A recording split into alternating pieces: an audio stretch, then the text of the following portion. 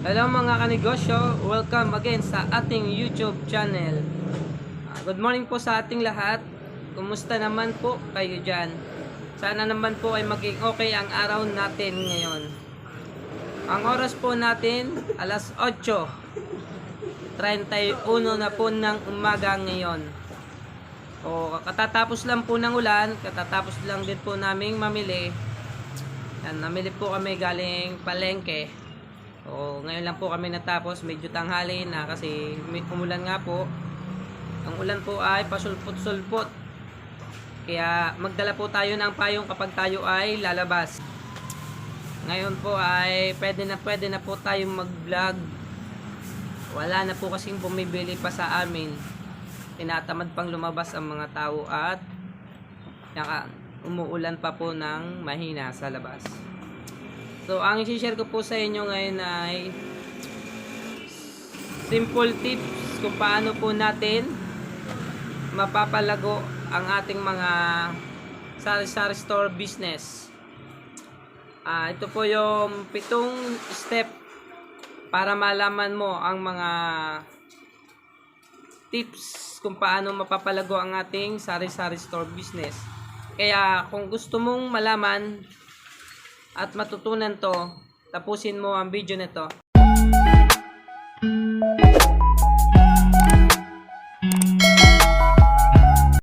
Simulan na po natin ating listahan. Alamin po natin ang mabenta sa ating mga items. Alamin po natin kung ano yung laging hinahanap ni customer. Dito po sa aming tindahan, ang mabebenta po ay ang mga delata, itlog, mga kape, tsaka po siyempre bigas, mantika. Yan po yung mga mabebenta dito sa aming tindahan. At ang ginagawa ko po para hindi kami maubusan at di tayo mawala ng ibibigay kay customer, nag-i-stock na po kami ng marami, bumibili na po kami ng marami. Para sa ganun po, pag bumili ang customer namin, hindi po sila mawawalan at hindi na po sila pupunta sa ibang tindahan. Sayang din naman po kung yung customer natin pupunta sa ibang tindahan, pag bumili sila sa atin at tayo wala pong maibigay sa kanila. Yun po, sayang naman po. Kaya kumpletuhin po natin ang ating mga paninda, lalo na po yung mga hinahanap lagi ng customer, yung mabibilis pong mabenta o yung fast moving nating mga items sa ating sari-sari store business. Pangalawa po sa ating listahan, know your priority. Alam mo dapat ang iyong priority. Ito po, sa akin naman po, yung inuuna ko po itong aming tindahan. So, pag may mga lakad po, yan, nagyayaya po yung lakad, mga may pupuntahan po yung aking mga kapatid o kaya yung aking mga kaibigan.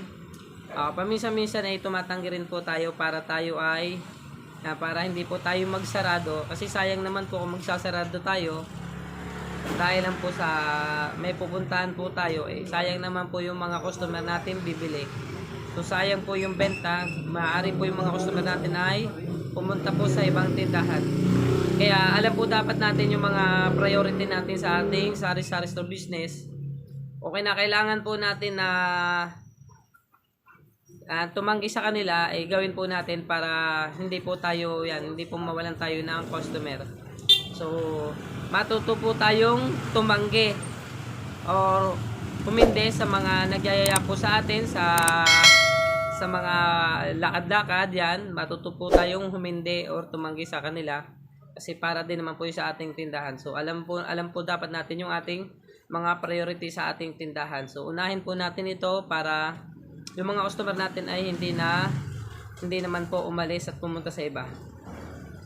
Ang pangatlo sa ating listahan ay request and demand. Ito naman po yung mga nire-request ng ating mga customer, yung mga paninda na wala tayo. Yan yung kalimitan na nire-request nila na wala tayo. Ang gawin po natin, kumuha po tayo ng isang papel o kaya isang notebook. Dito po natin nilista yung mga hinahanap nilang mga items o produkto na tinda natin na wala tayo. Lista po natin ito. Tapos, pag pumunta po tayo namili sa mga pinamimila natin o sa Pure Gold, yan. Ito po yung unahin natin para hindi po natin ito makalimutan. At pag bumili na po si customer sa ating tindahan, ay may maibigay na po tayo sa kanilang mga hinahanap na produkto.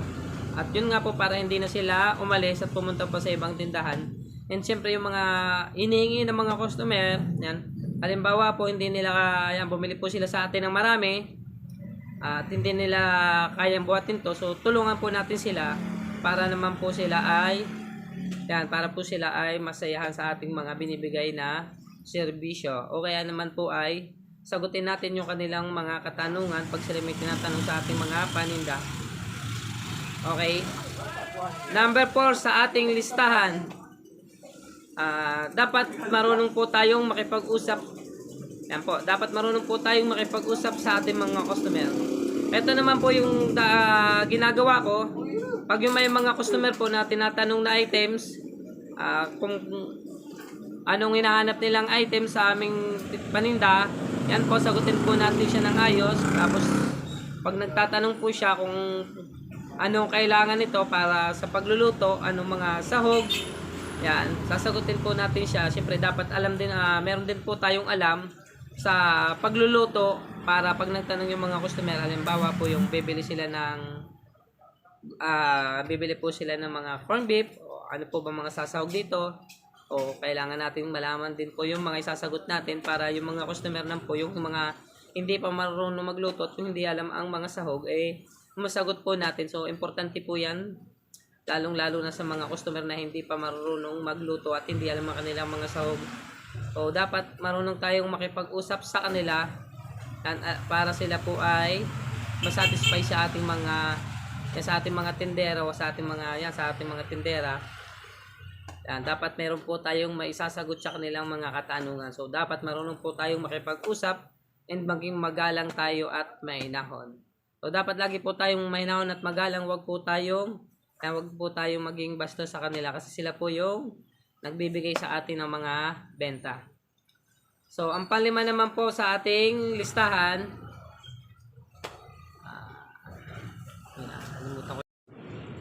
at kung ngayon mo lang napanood ang video ko at hindi ka pa nakasubscribe sa aking YouTube channel, Gilbert Peregrine, please click subscribe and notification bell para lagi tayong updated pag may bago akong video na i-upload.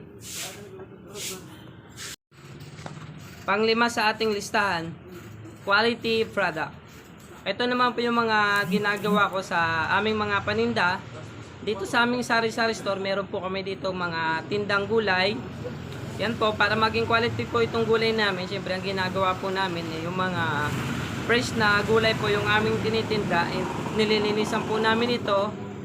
Yan, inaayos po namin to ng mabuti para maging maayos po yung quality ng mga gulay na binebenta namin. O halimbawa naman po kung ano po yung mga items na tinitinda nyo, siyempre linisan nyo po. O kung ito man ay mga dilata, o ayusin nyo po para mas maganda itong tingnan at para po mas nakakakit sa ating mga customer. At ito po ay ito ay magiging quality po pag maayos at palinis po ang ating mga produkto. So, yung kalidad po ng ating mga items ay ayusin po natin, linisin po natin. Kung ito po ay madumi, linisan natin. Tapos yung mga pangalan po nito maayos. Kung ito naman po ay gulay, linisin din po natin. Dapat po ay laging sariwa. Huwag hayaan po nating malanta para lagi po itong fresh. At para yung quality po niya ay mas gumanda o yung kalidad ng produkto po natin. Ang pang-anim naman po sa ating listahan ay masipag at matyaga. So dito po sa aming tindahan, masisipag po kaming lahat. Ang ginagawa po namin dito, syempre kami po yung nag-aayos ng aming mga ating po mga dilata. Yan, naayos po natin yan, hinahanay-hanay po natin yan. Tapos kailangan po pare-parehas yan, nakaharap po sa atin. Tapos yan, chinecheck po natin yan kung may mga kulang. And siyempre dapat organize po yan para mas nakikita ng ating mga customer. Tayo po yung gumagawa niyan. So dapat lagi din po tayo maglilinis ang ating mga tindahan. And siyempre lagi po tayong naka-duty. Lagi tayong nagbabantay dito. Dito po pala sa tindahan meron po akong kasamang dalawa para pag ako po ay magbe-break, sila naman po yung papalit sa akin. And sila po yung katulong ko dito.